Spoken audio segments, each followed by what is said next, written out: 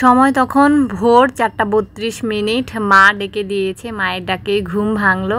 আর এই জামাটা এখানে রেডি করে রেখেছিলাম গতকাল রাতে, এটা পরেই ফিরবো। এটা পরেই এসেছিলাম যদিও, তো তখনই ঠিক করে রেখেছিলাম এই জামাটা নিয়েই আমি ফিরে যাব। তো বাহিরে ট্রলি বের করে দিয়েছি, আর সাদা ব্যাগটার মধ্যে আছে হচ্ছে আমার যত প্রয়োজনীয় কাগজপত্র, মানে পাসপোর্ট, আর যে ক্যারি ব্যাগটা আছে সেটার মধ্যে নিয়ে নিয়েছিলাম খাবার। আর তখনও বাহিরে সকালের আলো ফোটেনি, মানে অন্ধকার থাকতে থাকতে আমি বেরিয়ে পড়েছি। আর বাস স্ট্যান্ড পর্যন্ত মা, বাবা আর হচ্ছে বোনাও ছিল। আর ওই মুহূর্তটাই আমার খুব বেশি খারাপ লাগে। আমি কাউকে তখন কিছু বলতে পারি না যে চলে যাচ্ছি বা কিছু। আর এখানে আমাকে দাদা হচ্ছে পৌঁছে দিয়ে গেল ঢাকা স্টেশন পর্যন্ত। আর এখানে ট্রলিটা আমার দাদাই ক্যারি করে।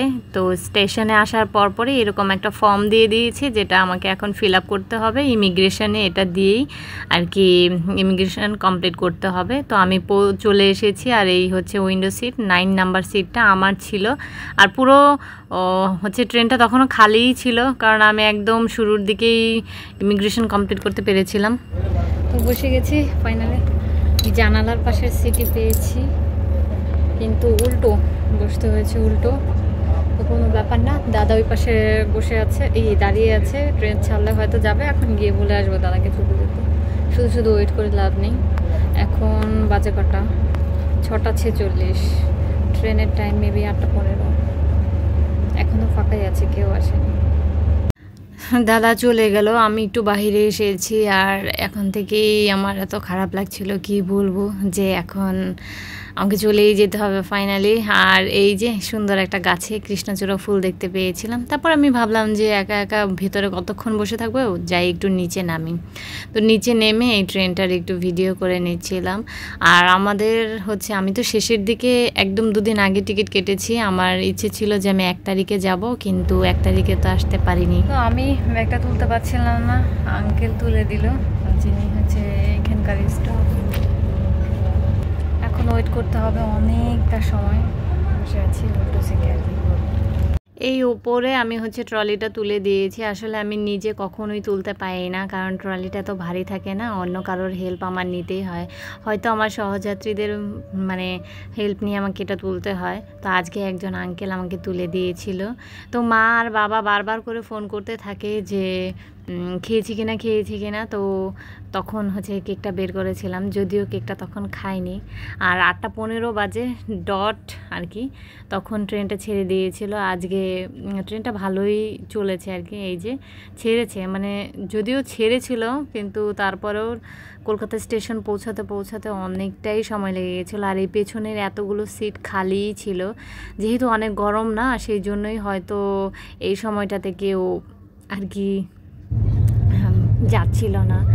আর প্রায় 40 মিনিট পর আমি হচ্ছে আমাদের যে জয়দেবপুর স্টেশন আছে, মানে আমার বাড়ি থেকে সবথেকে কাছের যে স্টেশন, তো সেখানে চলে এসেছিলাম। আর এই জায়গাটা দেখলে আমি সবসময়ই হচ্ছে খুব ইমোশনাল হয়ে পড়ি, কারণ এটাই হচ্ছে আমার স্টেশন আর কি, মানে বাড়ির কাছে রাস্তা। মনে হয় যে এখান থেকে যদি নামতে পারতাম, তো আরেকবার হয়তো আমি আমার বাড়িতে ছুটে যেতাম।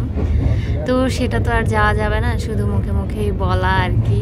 আর এই রাস্তাটুকু আমি পুরোটাই ভিডিও করি কেন জানেন, মানে আমার ভালো লাগে আর কি। আমার শহর, মানে আমার এলাকা, যে এলাকাটা ছেড়ে আমি কলকাতায় চলে যাচ্ছি, তো সেই এলাকাটা দেখতে দেখতে আমার খুবই ভালো লাগে। আর এই যে এই রাস্তাটা একটু সামনে গেলেই হচ্ছে আমাদের বাড়ির যাওয়ার রাস্তাটা। আর তখন আমি অনেক বেশি আরও ইমোশনাল হয়ে পড়ি। আর এই জায়গাটাতে ট্রেন এত দ্রুত টানে না, তখন মনে হয় কি যে জানি না, বলে বোঝাতে পারবো না, এতটাই খারাপ লাগে। তো এই যে রাস্তাটা, এই রাস্তাটা পার হয়ে গেলেই আমার একদম মনটা অনেক বেশি খারাপ হয়ে যায়। এরপরে কেউ ফোন টোন করলেও আমার কথা বলতে বেশি একটা ভালো লাগে না, ফোন ধরতে ভালো লাগে না, মানে নিজেকে একদম খুব অসহায় মনে হয়। এরপরে হচ্ছে 1.5-2 ঘন্টা পর আর কি, 2 ঘন্টাই হবে, 2 ঘন্টা পর হচ্ছে আমরা যমুনা সেতুতে চলে এসেছি। আর যমুনা সেতুর তে ওঠার সময় আমাদেরকে বেশিক্ষণ দাঁড়াতে হয়নি, ওয়েট করতে হয়নি, আবার নামার সময় বেশিক্ষণ দাঁড়াতে হয়নি। এখন মনে হচ্ছে লাইন কিছুটা ক্লিয়ার হয়ে গেছে আর কি। আগে তো হয় পশ্চিম পাশ বা পূর্ব পাশে প্রচুর সময় নিতে হয়, যে অনেকক্ষণ দাঁড়িয়ে থাকতে হতো। সেটা এবারে হয়নি। আর ওই যে নতুন করে রেল সেতুটা হচ্ছে, এই রেল সেতুটা হয়ে গেলে না ট্রেন আরও দ্রুত যাবে। আর এখন আমরা যে সেতুতে করে যাচ্ছি আর কি, যমুনা সেতু, সেটা নাকি এখন ঝুঁকিপূর্ণ অবস্থায় আছে। এর আগের বার যখন এসেছিলাম কলকাতা থেকে তখন দেখেছিলাম আর একটা মানে প্যানেল মাত্র বাকি ছিল, এখন পুরোটাই হয়ে গেছে, মানে ব্রিজের কাজ হয়ে গেছে। এখন হয়তো রেল লাইনে যে কাজগুলো বাকি থাকে সেই কাজগুলোই হচ্ছে।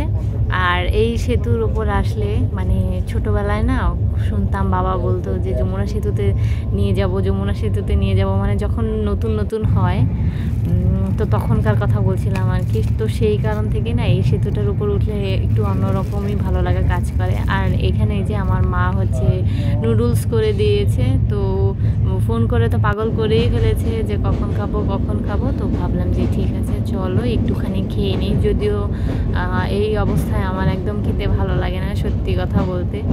আর এই হচ্ছে পাকশি রেলওয়ে স্টেশন। এই রেলওয়ে স্টেশনটা নাকি অনেক ভুতুরে কর্মকাণ্ড ঘটে আর কি। এই স্টেশন নিয়ে আমি একটা নাটকও দেখেছিলাম, সেজন্য আর কি ভালো লাগে। আর এই হচ্ছে হান্ড্রিজ ব্রিজ, আর নিচ দিয়ে বয়ে গেছে মেবি পদ্মা না কর্ণফুলী, আমি জানি না ঠিক। কেউ যদি জেনে থাকেন তাহলে অবশ্যই আমাকে একটু জানাবেন যে নিচের নদীটা কী নদী আসলে। আর এই সেতুটা তো হচ্ছে সবথেকে বড় রেল সেতু। আর যখন মানে আমি প্রথমবার কলকাতায় আসি না, মানে কলকাতায় না ইন্ডিয়ায় আসি 2013 সালে, তো তখন বাবা মানে এই রোডটা তখনই আমার কাছে একদম প্রথম যাওয়া ছিল আর কি। তো তখন আমার বাবা হচ্ছে এই যমুনা সেতু, তারপর হচ্ছে এই হান্ড্রিজ ব্রিজ, এগুলো না খুব ডেকে ডেকে দেখাচ্ছিল, যেহেতু এগুলো কখনোই দেখা হয়নি। এরপরে হচ্ছে দর্শনায় অনেকক্ষণ থেমে থেকে তারপরে হচ্ছে এই যে দর্শনা বাংলাদেশ যে বর্ডার আছে আমরা ক্রস করে যাচ্ছি। আমরা বলতে আমরাই বলছি, কারণ ট্রেনে যেহেতু অনেক যাত্রী ছিল, তো সবাই আমরা হচ্ছে ক্রস করে যাচ্ছি।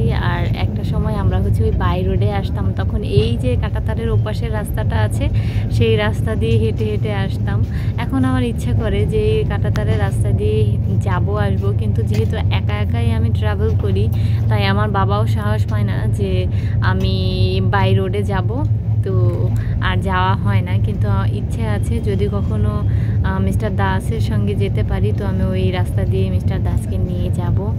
আর আমার বাবা যখন এসেছিল তখন হচ্ছে এই রাস্তা করেই এসেছিল। এখানে নাকি প্রচুর চেকিং হয়, মানে চেকিংটা এখন নাকি প্রতিটা জামা কাপড় বের করে একটা একটা করে ভাঁজ খুলে খুলে চেক করে, তো এটাই একটু অড লাগে। তাছাড়া এই রোডে যাতায়াত করা অনেক বেশি ইজি, তো সে কারণেই আমরা আসা যাওয়া করতাম। আর এখন তো আমি ডাইরেক্ট ট্রেনেই আসা যাওয়া করি, যে কারণে আর এখান দিয়ে আর আসা হয় না। সত্যি বলতে অনেক দিন হয়ে গেছে, সেই 2019 সালে আমি যখন মাকে নিয়ে একবার একা একা এসেছিলাম তখনও এই রাস্তা দিয়ে এসেছিলাম। আর তখনও এসেছিলাম, এরপরে 2019-এ হ্যাঁ বাবার সঙ্গেও এসেছিলাম, যখন আমার রেজিস্টার ম্যারেজ হয়েছিল তখনও আমি এই রাস্তা দিয়ে এসেছিলাম। তো দেখা যাক খুব শীঘ্রই হয়তো এই রাস্তা দিয়ে মানে কাঁটাতারের ওপার দিয়ে আমরা হেঁটে হেঁটে এক দেশ থেকে আরেক দেশে যাব। তো এই তো মানে গেদে বর্ডারে ঢুকে গেছি, ওইখানে ওই যে বটতলাটা ওখানেই চেকিং হতো। তো গেদে বর্ডারে যেহেতু ঢুকে গেছি তাহলে আর বেশিক্ষণ লাগবে না আশা করছি। কিন্তু বাংলাদেশের ট্রেনটা অনেক বেশি প্রথম দিকে খুব দ্রুত চললেও রাস্তায় মাঝে মাঝে আর কি বন্ধ করে রেখেছিল, যেহেতু অনেক গরম ছিল না, রেল লাইন তো বেঁকে যায়, তো সে কারণেই আর কি থেমে থেমে এসেছে, অনেক স্লো এসেছে আর কি। কিন্তু ইন্ডিয়ায় যেহেতু এসে খুব বেশি দেরি করে না, তো আমি আশা করছি ইন্ডিয়াতে আর বেশি দেরি করবে না। কিন্তু এখানে চেকিং করতে করতে অনেকটা টাইম লাগে। তো এখানে এখন থামবে, গেদে বর্ডারে থামবে, তারপর হচ্ছে বিএসএফরা উঠবে, পাসপোর্ট চেকিং করবে, টিকিট চেকিং করবে, তারপর হচ্ছে আমাদেরকে একটা ফর্মও দেবে, মানে না ফর্মটা তো পরে দেবে, তারপর হচ্ছে একটা ডগিও আসবে, ডগি চেকিং করবে মানে গন্ধ শুকে শুকে। তো এখানেও চলে আসার পর একটা এরকম ফর্ম দিয়ে দিয়েছে, তো আমি ফর্মটা ফিল আপ করে নিয়েছি, ফিল আপ করে এখানে বসে আছি। আর আজকে কিন্তু আমি খুব তাড়াতাড়ি ইমিগ্রেশন কমপ্লিট করতে পেরেছি, বাংলাদেশেও কমপ্লিট করতে পেরেছি আর কলকাতায় নেমে তো কি বলবো, এমন একটা দৌড় দিয়েছি, মানে কলকাতা স্টেশনে নেমে পুরো হাত পা আমার দুদিন ধরে ব্যথা ছিল আর কি, এত জোরে নেমেছি। তো বাহিরে হচ্ছে মিস্টার দাস ওয়েট করছিল। আজকে যদিও খুব বেশিক্ষণ ওয়েট করতে হয়নি, কারণ আমি বললাম না যে দৌড়ে ইমিগ্রেশনও হয়তো 7-8 জনের পরেই আমি বেরিয়ে পড়তে পেরেছিলাম। আর এখানে হচ্ছে মিস্টার দাস ওলা বুক করেছে, তো ওটা আসতে আসতে আমরা হচ্ছে একটুখানি স্টেশনে বসেছিলাম। আর স্টেশনের বাহিরে ওলা চলে এসেছিল, তখন আমি একটা ফুল নিয়ে নিয়েছিলাম গাছের পাশে। আর এত গরম ছিল কি বলবো, আর দৌড় দিয়েছি বলে আমার হাত পাও ভীষণ রকমের ব্যথা ছিল। আর এই যে চলে এসেছি অপ্রিয় একটা শহরে। এই শহরটা আমাকে একদমই টানে না, তারপরও আমাকে এখন থাকতে হবে বেশ কিছুদিন বলতে মোটামুটি 2-2.5 মাস পর্যন্ত হয়তো থাকতে হবে। তো আমি চলে এসেছি, এটা হচ্ছে আমার বাড়ির সামনের মন্দিরটা, মানে কি বলবো, মন্দিরের কাছেই এনে থামিয়েছিল। আর এই যে মিস্টার দাস, আমি এত কিছু নিয়ে দাঁড়িয়েছি, এই ভারী ট্রলিটা এখন মিস্টার দাস তুলবে। বিধ্বস্ত অবস্থায় আমি আছি, আর প্রচণ্ডই গরম। বাংলাদেশের গরম আর কলকাতার গরম আমি কখনোই এক করতে পারি না। এখন বাজে হচ্ছে 8:25। এতক্ষণ শুয়েছিলাম, রেস্ট নিলাম। আর এখানে এত গরম, বাংলাদেশের থেকে এখানে প্রচুর গরম বেশি। বিছানায় তো শোয়াই যাচ্ছে না, মনে হয় বিছানা থেকে গরম ভাব বেরোচ্ছে, কিন্তু জানালা দিয়ে খুব সুন্দর ঠান্ডা হাওয়া মানে বেরোচ্ছে বলে খুব সুন্দর হাওয়া আসছে। আর আমার মানে পুরোই ক্লান্ত হয়ে গেছি, পেটের মধ্যে কিচ্ছু নেই, কোনো খাবার নেই। তো খাবো, আর এই বোতল দুটো ভরে নিয়ে আসবো এখন। এখানে তো জল তো কেউ রাখেনি, তো আমার জল এখন আমাকে নিয়ে আসতে হবে। আর মিস্টার দাস হচ্ছে এখানে মোমো নিয়ে এসছে, তো এই মোমোটা এখন খাবো। ভীষণ রকম খিদে পেয়েছে, খিদে চোটে আমি উঠতেই পারছিলাম না। এখন যেহেতু খাবার এনেছে তো এখন খাবো, তার আগে জলটা নিয়ে আসি, কারণ খেতে বসে যদি জল না পাই তাহলে আরও বেশি খারাপ লাগবে। তো জলটা ভরে নিয়ে আসি। স্যুপটা ঢেলে নিয়েছি, স্যুপটা প্রচণ্ড গরম। আর এর সঙ্গে হচ্ছে একটু সস দিয়েছে, আর এটা এখান থেকে ঢালবো না, এখানেই খাবো। আর বেশ বড় বড় মোমোগুলো কটা আছে, হ্যাঁ 6টা আছে। এখন ঝটপট করে এটাই খেয়ে নেব। খেয়ে যে একটু গায়ে এনার্জি হলে তারপর হচ্ছে স্নান করতে যাব, নয়তো আমি আর পারছি না, এত গরম এখানে। তার মধ্যে সারাদিনে শুধু একটা কেক আর ওই যে নুডলস খেয়েছি, তো ঝটপট করে এটাকে খাই। কালকে রাতে আর ব্লগ কমপ্লিট করা হয়নি, মানে শেষ করা হয়নি, কারণ খেয়ে উঠে আমার এত শরীর খারাপ লাগছিল, তো আমি একদম ডিরেক্ট শুয়ে পড়েছিলাম। তো আজকে সকালবেলা ঘুম ভাঙলো, আর ভীষণ রকম মন খারাপ। বাড়িতে ফোন করেছি, আমার না এই 2-3 দিন এত মন খারাপ থাকবে, আমি জানি না আমি ভিডিও করতে পারবো কিনা। কিন্তু মানে 2-3 দিন ভাবছি যে ভিডিও করব না, কারণ ভীষণ মন খারাপ নিয়ে আমার একদম ভিডিও করতে ভালো লাগে না। তো আজকের ভিডিওটা এই পর্যন্তই রাখছি। যদি কিছু ভালো লেগে থাকে তাহলে অবশ্যই লাইক কমেন্ট শেয়ার করতে ভুলবেন না। দেখা হচ্ছে আপনাদের সাথে পরবর্তী একটি নতুন ভিডিও নিয়ে। ততক্ষণ পর্যন্ত আপনারা সবাই ভালো থাকবেন, সুস্থ থাকবেন। Tata, by.